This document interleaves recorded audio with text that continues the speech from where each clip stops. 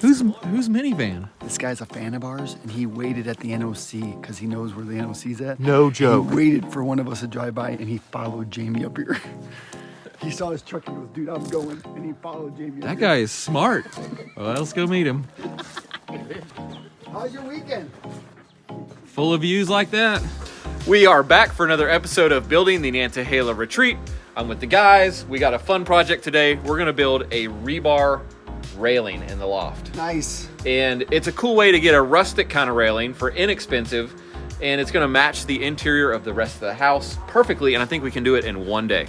So let's get started. Did he just say for inexpensive? For inexpensive, yeah. Does that mean like it's cheap? Yeah, I think that means cheap. Okay. For inexpensive. I just want to clarify. Yeah. Okay, all right. Right here we have the material for our horizontal rails, our top and bottom members of this railing. It's yellow pine, and it's a 3x8? Yeah. I've never what they seen had. a 3x8 before. But here's the deal. We wanted rough sawn because that matches the big post we have up top. And we want it to be strong enough to span the 8 feet with no intermediate post. So this is what we had available, a 3x8. Now, we could do this without a bottom rail, right? We could just drill these pieces of rebar picket into the flooring. But hold on. What if they ever want to change the railing in the future? Then to you got something holes in different? the floor everywhere. Right. So that's why we're going to do the bottom piece of railing as well as the top. And the first thing we need to do is rip this down to size because that's too big. Thanks. There we go. Oh, great. I can't see anything now. What we ended up deciding is that we needed to rip these beams directly down the center to get two halves that are equal. And since we wanted two exactly equal halves, you know Jamie's got to make a jig to make sure that happens exactly. He's making a guide here in essence that we will slide down the edge of the beam. It will mark exactly 4 inches from the edge. We'll slide it down both sides, so if there's any variance in width, we'll actually know that and we'll cut between the lines. If you're wondering why we didn't just snap a straight chalk line, it's because it wouldn't work as well at getting us two equal halves because this board is not perfectly straight. What is two lines? What is line? Now, we'll have to do this on the other side, too.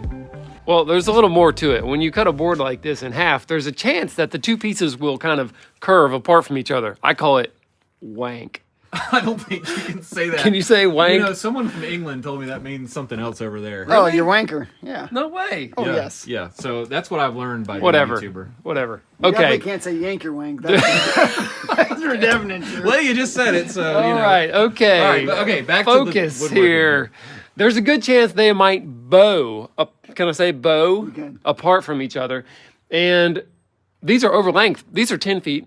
Our railing is only 7 or 8 feet. So we're gonna rip it over length so that if there's one part of it that bows more, we could cut that part off the end.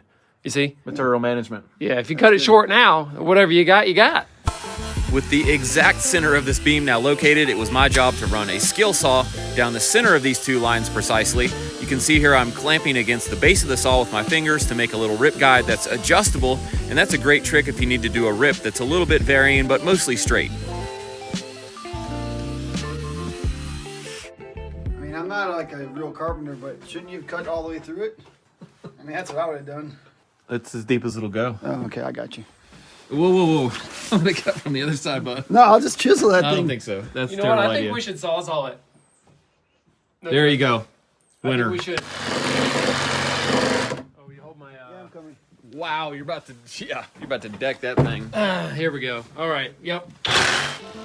The reason we actually chose to use a sawzall was not that it was faster or easier, but it would actually leave saw marks which would match the rest of the uncut parts of this beam. Yeah. Look at that guy. Oh. That's pretty cool, though. We may have to just totally do a different board. Why? That's a banana. Wow! He's got some Okay. shaft lean to it. What's weird is this one is way straighter. I don't know what. Well, how long does it need to be? 80? 7. 87, so that's here. Oh, we may be able to use it.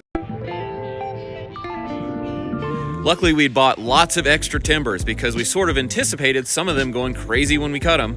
We had enough to get 4 nice straight ones, which is all we needed. Did you check with Jamie about using that? You know, he took it from me last time. I was using it. Can I use this? I don't know. I'm gonna think about it for a while.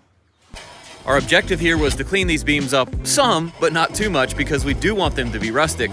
We're not going to take all of the character out of them. That would just waste this beam. If you plan on doing any amount of woodworking, a hand plane like this would be a really critical tool to have, and it's really critical that it's sharp as well. To smooth up these beams just a little, we used some automotive 80 grit sandpaper that has an adhesive back, and I just stuck it on a piece of trim. What is this, bro? I thought Ray was going to be here with the palm Don't sander. we have a little yellow thing that goes... No, we're out here doing CrossFit with pieces of wood. Unbelievable. And this was a lot more work than using a palm sander, but it took just the right amount off. Yeah, do that Mr. Miyagi thing. Oh, yeah! Daniel-san, sand the floor! Sand the floor! Sand the floor, Daniel-san! Wax on, wax off! Next, I took a shop vac and vacuumed all the dust off the boards. You can see Anton's really confused by this, but it worked really great. And finally, we applied 1 coat of water-based stain and let it dry in the sun so we could work on these boards later in the day. Now let's change gears and check out the process of turning this rebar into some awesome-looking balusters for this railing. We're using denatured alcohol and rags to kind of clean the rust off of these and get the kind of grease film off them. But John had a really good point about this rust. Well, the rust will make it look rustic. Exactly. So we're gonna actually leave a little more rust on here. For the rustic effect. Right. We did some beautiful... Don't look at any of this. We did some math. We did some maths. We figured that our pickets, which are the rebar, need to be 30 inches, and that'll go 1.5 inches into the top and bottom members, and they'll be 3.5 off the floor, and that's our baseboard height. So let's cut them. I don't know why you got the 38.5. Because code is 36, and I just want to go a little higher than okay. code, just for safety. So you're going 38.5, not Yeah, I'm just going to go a little higher than code, gotcha. just to be fun. Okay. This is the kind of job you're born to do, bud. Just freaking blacksmith. slaying steel. Yeah. Blacksmith. Don't think, just cut.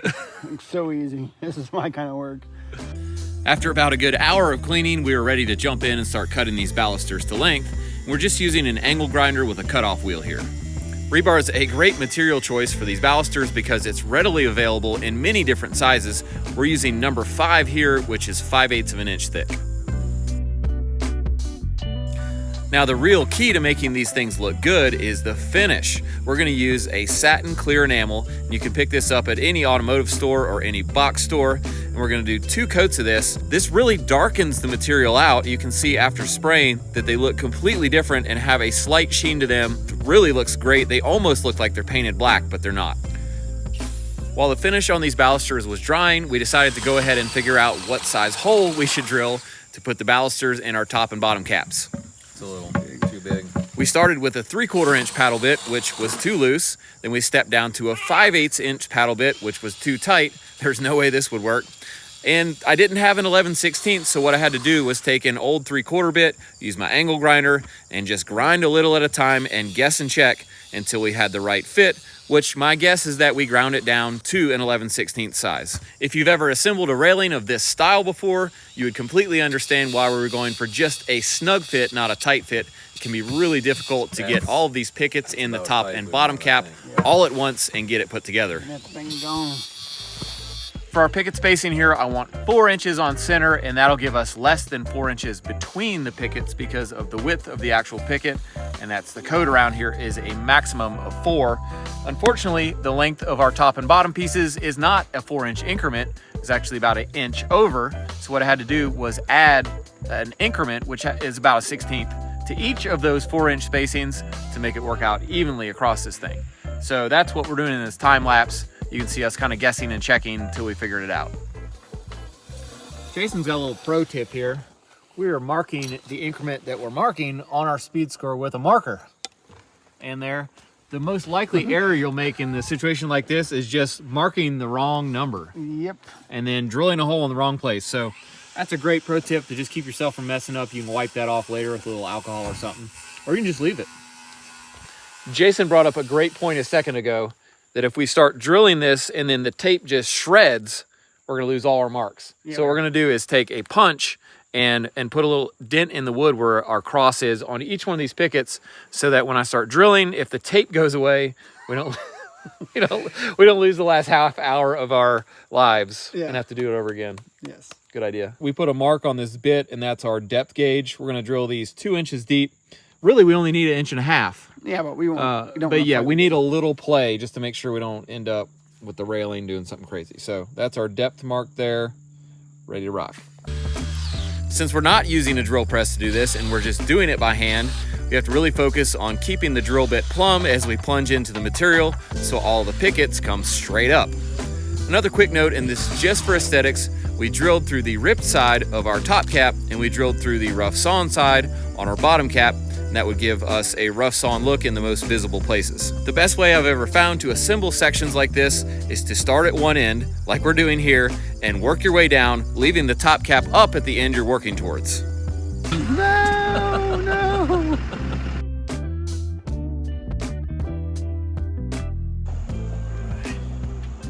Dude, they're carrying that thing like it's nothing. Yeah, it's heavy, but the strap helped us a lot. Oh yeah. Wow. With our railing sections now assembled, we headed down the hill to Jamie's shop to fab up some brackets and ran a few stop signs on the way. You know, we always seem to end up back here. I don't know. Coincidence? Maybe not. Maybe not. So. Well, we're here for a good reason, just so you know. We've installed rails like this before with toe screws, you know, just screwing through at an angle and putting maybe plugs to plug the screw holes. I just thought, let's do something kind of cooler than that. And maybe stronger too. So we're gonna make some custom brackets that we can bolt to the wall really strong, and it'll have like a little side thing we can bolt through. It'll be amazing. What he just said, it's gonna be amazing. Over the last year, Jamie's turned this outside shop building into a metalworking shop just because he likes it. We've got a plasma cutter, a drill press, several metal lathes, and a milling machine. That would suck without a plasma cutter, wouldn't it? It would take a long time. That was pretty fast. I cut with a hacksaw. If you don't know what a plasma cutter is, it works just like a cutting torch, except it's kind of a more convenient way to do it. This electrically sort of heats up the metal super hot into molten liquid metal, and then pressurized air blasts that molten metal away, leaving you a nice clean cut. Wow. That could be totally made up in a day. I have no idea. This video is sponsored by Shaker and Spoon. It's a monthly cocktail subscription box that delivers the craft cocktail experience right to your front door. So honestly, I don't really know what I'm doing with cocktails, but today I'm gonna make a Hemingway in my own kitchen. The box I have here is based around rum, and it has 3 recipes from world-class bartenders. This one box has enough ingredients, including syrups, bitters, aromatics, and garnishes, to make 12 cocktails, 4 for each recipe. I had to use an improvised shaker here, my coffee tumbler, which actually worked great if you're wondering and want to try it yourself. It was great to have all these ingredients in the right proportions and a recipe to follow, otherwise I would have been totally lost. The Hemingway recipe called for a double strain, which I was able to accomplish amazingly, and then I put it in the closest glass that I own to the one in the picture. And voila, a beautiful cocktail. Time to try it out.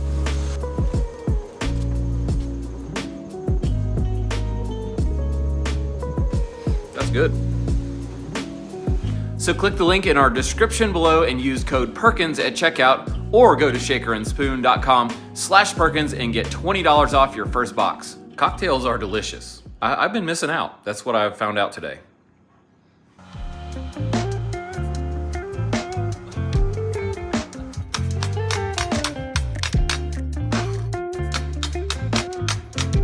Good work, slag chipper guy. Here's to you, Mr. Knock the Metal Off of Metal guy. Here's the first look at the completely restored Bridgeport milling machine that Jamie's been working on for months. He took this thing from completely dilapidated to brand new again. How do you work this thing again? Well, let's tell, what are we doing? What are we making first? We're making brackets for the handrail. Okay. We cut a bunch of little pieces with a plasma cutter, but they're not really the exact same width. And unlike a board, you can't just shove it through a planer and have them all come out the same width. So what we're gonna do is shave them all off with this 3/4 end mill. We put all the good edges down. So the edges that are faced up, those are the jagged edges that we're gonna mill off. And try to make them all the same width or thickness.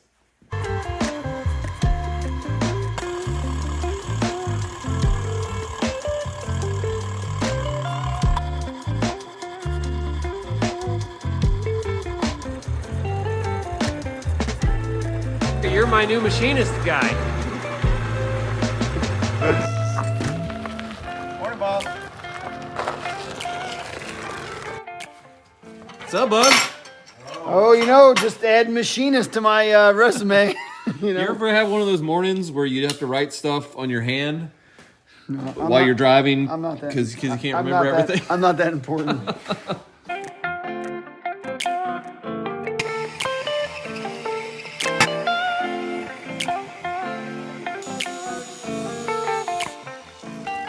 Brackets are a lot of work. Dude, this seemed like a great idea when we first talked about, oh yeah, we'll just weld some brackets together. Yeah, right. Should have said no to the brackets. We've been working on these things for 2 days now. Oh, and by the way, I hope the owner doesn't get mad when he sees the price of this railing.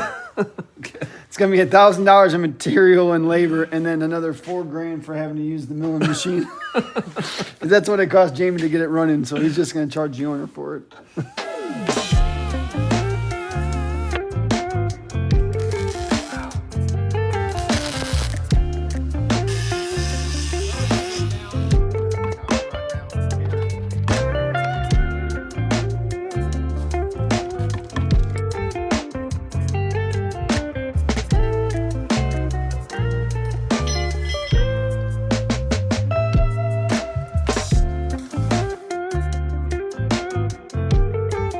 Why do you have Irish Spring soap in your lunch, bud?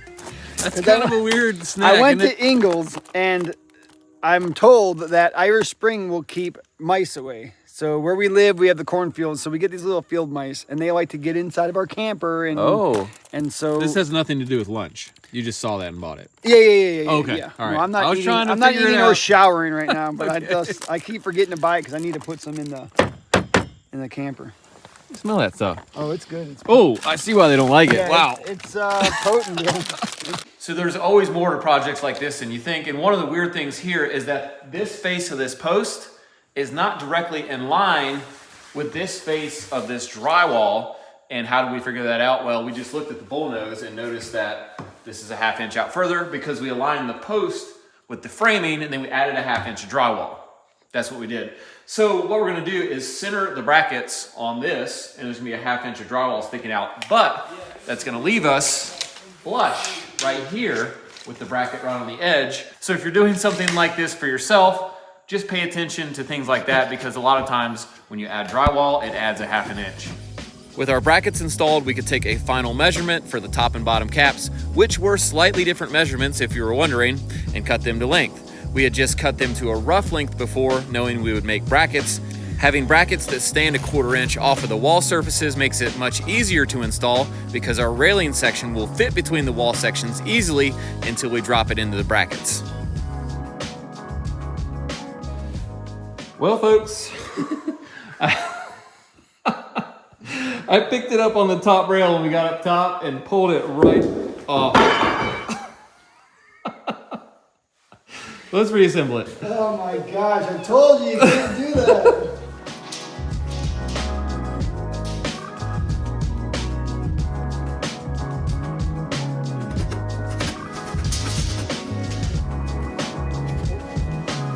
Hey, who am I? Let me pick it up from right here. You ever heard of Fight Club?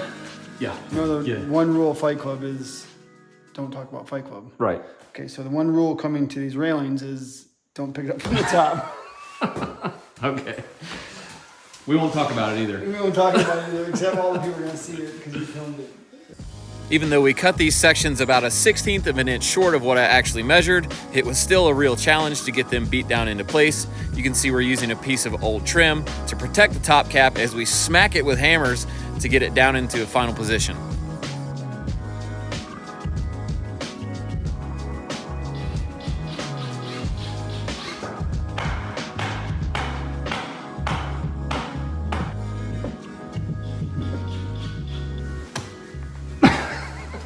Dude, you could do a belly option 2-on-2 into that thing like Tommy Boy. And dude, it wouldn't even budge, bro.